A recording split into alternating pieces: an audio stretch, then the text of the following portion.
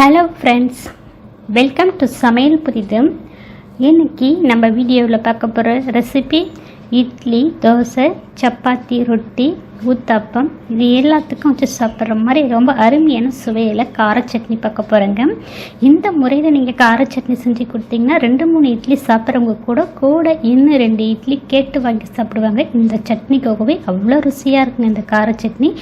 கண்டிப்பாக ஃப்ரெண்ட்ஸ், இந்த கார சட்னி வீடியோவை முழுமையாக பார்த்துட்டு இதே முறையில் இதே அளவோட நீங்கள் செய்து பார்த்துட்டு எப்படி வந்துச்சுன்னு உங்களுடைய கருத்துக்களை ஷேர் பண்ணுங்கள். வீடியோ உங்களுக்கு பிடித்திருந்தால் லைக் பண்ணுங்கள், ஷேர் பண்ணுங்கள். நம்ம சேனலுக்கு மறக்காமல் சப்ஸ்கிரைப் பண்ணுங்கள். கூடவே பெல் ஐக்கானை கிளிக் பண்ணி வச்சுக்கிங்க. இந்த வீடியோவை ஸ்கிப் பண்ணாமல் முழுமையாக பாருங்கள். இப்போ வாங்க இந்த சுவையான கார சட்னியை எப்படி செய்யறதுன்னு பார்க்கலாம். இப்போ கார சட்னி செய்யறதுக்கு ஸ்டவ் மேலே கடாய் சூடுபடுத்தி இதில் 2 டீஸ்பூன் அளவுக்கு எண்ணெய் சேர்த்துருக்கேன். இதில் 3 பெரிய வெங்காயம் கட் பண்ணிட்டு சேர்த்துருக்கேன். காரத்துக்கு 6 வரமிளகாய் சேர்த்துக்கலாம். ஒரு 5 பூண்டு பற்கள் சேர்த்துருக்கேன். ஒரு சின்ன துண்டு இஞ்சி சேர்த்துக்கலாம்.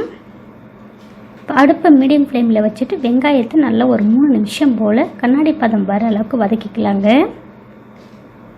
இப்போ வெங்காயம் வதங்கினதும் பாதி அளவுக்கு இதில் தக்காளி பழம் சேர்த்துக்கலாம். தக்காளி பழம் பார்த்திங்கன்னா 6 தக்காளி பழம் நல்லா பழுத்த பழமாக சேர்த்துக்குங்க.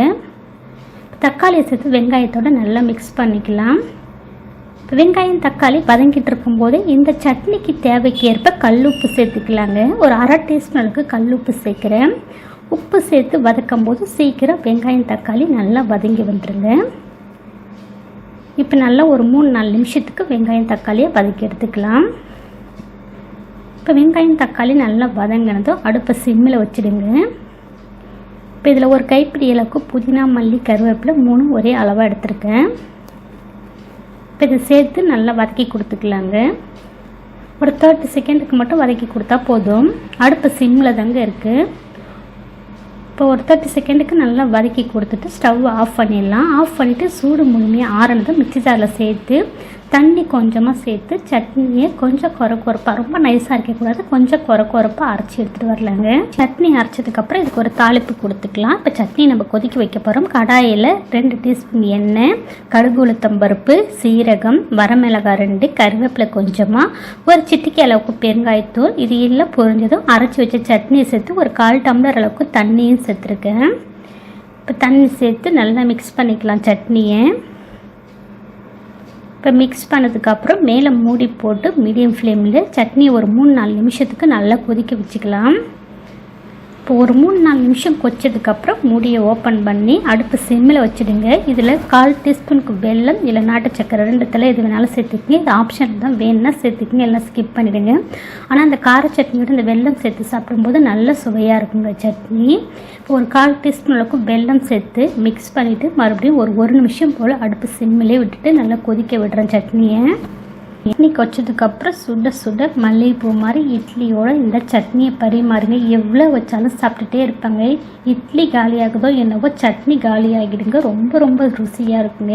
இந்த ஒரு சட்னி அரைச்சி வச்சுக்கிட்டோன்னா சப்பாத்தி, ரொட்டி, ஊத்தாப்பம் இது எல்லாத்துக்கும் இந்த ஒரு சட்னி போதுங்க. இந்த கார சட்னிக்காகவே இனி இட்லி, தோசை அடிக்கடி செய்ய சொல்லி கேட்பாங்க. ரொம்ப ருசியாக இருக்கும் இந்த சட்னி. இந்த வீடியோவை முழுமையாக பார்த்துட்டு இதே முறையில் இதே அளவோட இந்த கார சட்னி நீங்கள் செய்து பார்த்துட்டு எப்படி வந்துச்சுன்னு உங்களுடைய கருத்துக்களை ஷேர் பண்ணுங்க. இந்த வீடியோ உங்களுக்கு பிடித்திருந்தால் லைக் பண்ணுங்கள், ஷேர் பண்ணுங்கள். நம்ம சேனலுக்கு மறக்காமல் சப்ஸ்கிரைப் பண்ணுங்கள். கூடவே பெல் ஐக்கானை கிளிக் பண்ணி வச்சுக்கிங்க. அதில் ஆல்ன்ற ஆப்ஷன் வரும், அதையும் கிளிக் பண்ணி வச்சுக்கிங்க. அப்போ தான் அடுத்தடுத்து போடக்கூடிய புத்தம்புது வீடியோக்கள் உங்களுக்கு உடனுக்குடன் அப்டேட் ஆகும். இந்த வீடியோவை ஸ்கிப் பண்ணாமல் முழுமையாக பார்த்ததுக்கு நன்றி. வணக்கம்.